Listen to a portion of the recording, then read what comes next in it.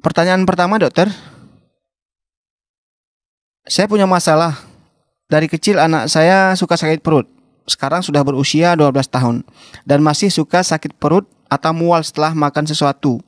Pernah dibilang ini masalah pencernaan. Namun ketika saya pergi ke dokter,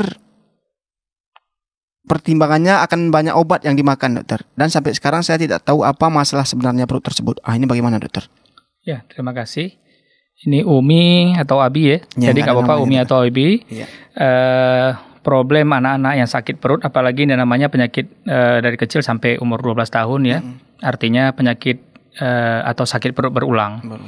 Nah, seperti yang saya ceritakan tadi, bahwasanya penyebab sakit perut itu kan banyak.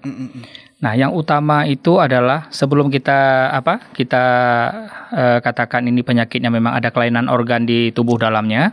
Iya. Atau ada penyakit, yang paling penting adalah bagaimana kita mencegah sakit perut itu dulu.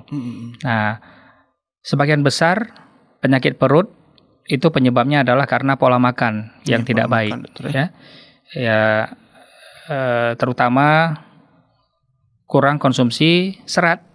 Nah, seperti saya katakan tadi adalah sayuran dan buah-buahan, dan kemudian kita hindari makan makanan yang bisa mencetuskan sakit perut. Apa itu? Misalnya tadi yang banyak mengandung kafein, makanan-makanan soda, hindari makanan-makanan cepat saji, ya. Kemudian hindari makanan-makanan yang bisa menimbulkan banyak gas. Apa itu? Misalnya kacang tanah, kemudian kol, nangka, brokoli, bunga kol, itu semua rata-rata bisa menimbulkan gas, penumpukan gas di perut. Kemudian lain adalah pola makannya harus teratur, ya, timingnya, waktu makan tuh teratur, pagi, siang, sore. Nah, misalnya pagi jam 7, siang jam 2 misalnya, sore atau malam, terserah mau jam berapa, misalnya jam 5 sore atau jam 6 sore, itu tetap. Kenapa? Sirkadian itu udah terbaca oleh otak kita, oleh pemikiran kita, ya, oleh pikiran kita, sehingga pada saat masuk makanan ke dalam perut, untuk mencernanya mulai dari mulut sampai dengan lambung akan mengeluarkan asam lambung. Tujuannya adalah untuk menghancurkan makanan.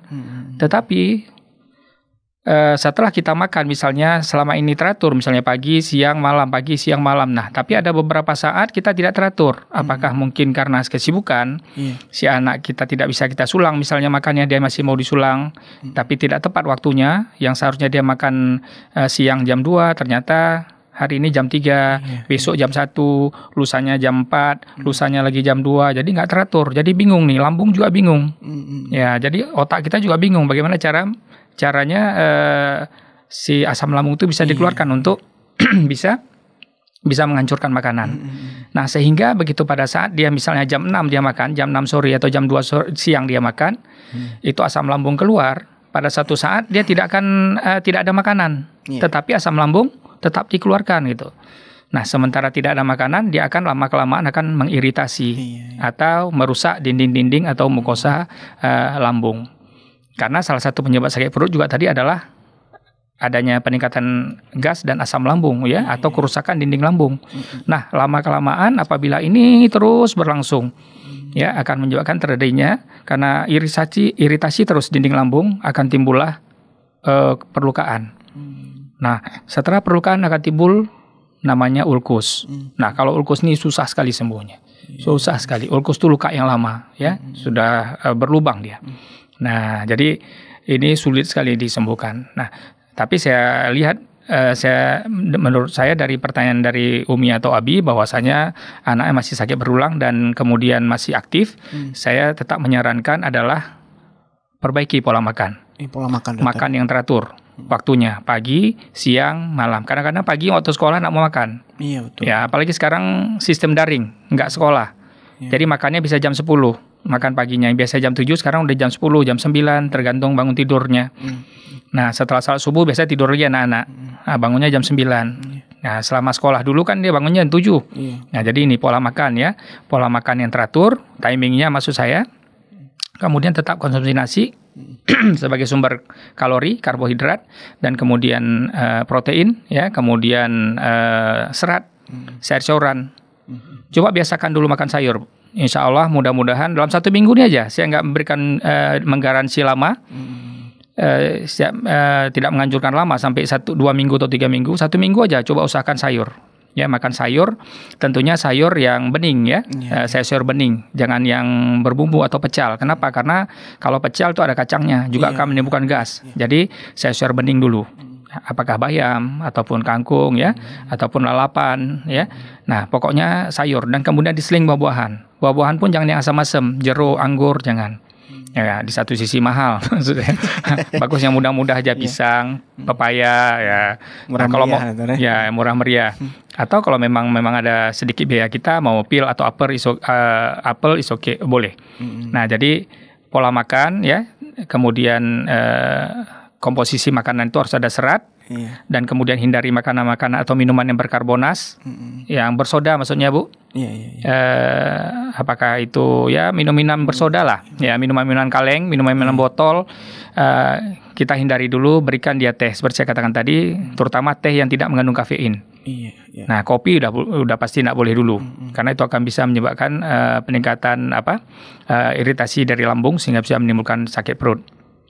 Kemudian teh yang tadi chamomile, jahe ataupun yang peppermint, yang teh mint. Nah, kemudian hindari makanan-makanan yang fast food, terutama mie bungkus ya, atau mie yang dijual-jual juga kita hindari dulu. Makanan-makanan berbumbu, pedas. Kadang-kadang anak-anak ini juga umur 7 tahun udah kita kasih cabai. Nah, itu juga bisa menyebabkan terjadinya sakit perut. Dan kita berpikir terus bahwasanya kenapa tidak sembuh-sembuh, bawa berobat, dikasih obat banyak-banyak, dan ternyata kan setelah berobat sekian lama kambuh lagi dan dokter, kan tidak hilang keluhannya. Betul. Artinya bukan di obat ya. Nah, artinya adalah yang tadi itu sangat penting sekali.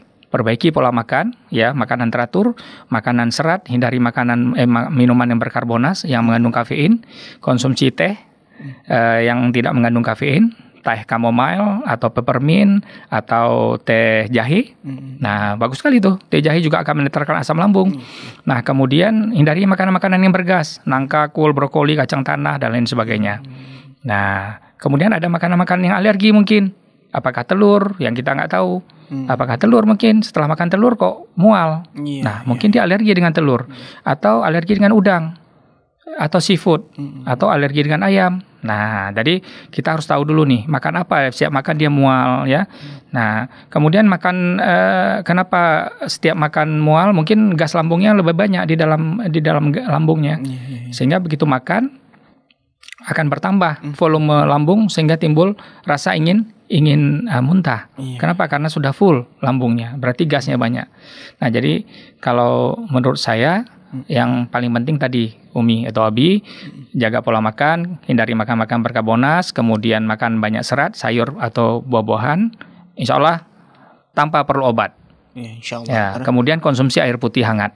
Kalau berat badannya, kalau 12 tahun mungkin sekitar berapa ya, 20 ya atau 25 kilo. Berarti kebutuhan cairannya adalah konsumsi air itu sekitar 1,5 liter sampai 2 liter satu hari. Satu harinya. Insya Allah sakit perutnya tidak akan berulang. Insya Allah. Sambil berdoa Bu. Iya.